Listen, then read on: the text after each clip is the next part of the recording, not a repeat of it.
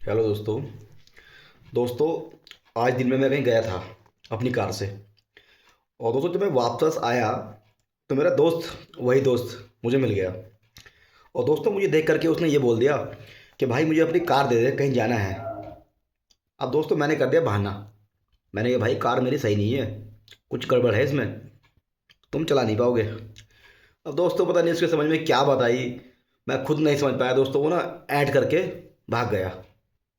बात भी नहीं कही मुझसे, मेरी कोई बात नहीं सुनी, ऐंठ के भाग गया।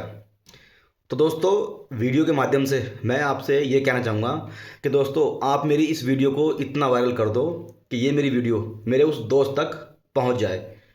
और दोस्तों, मैं उस दोस्त से भी कहना चाहूँगा कि भाई आजा, ले जा कार, क्योंकि मुझे पता है तू सारे 3-4 दिन तक ऐंठ के घूमता रहेगा। बहन चो, तू मानने वाला नहीं है। आजा, ले जा कार, ले जा। Thank you.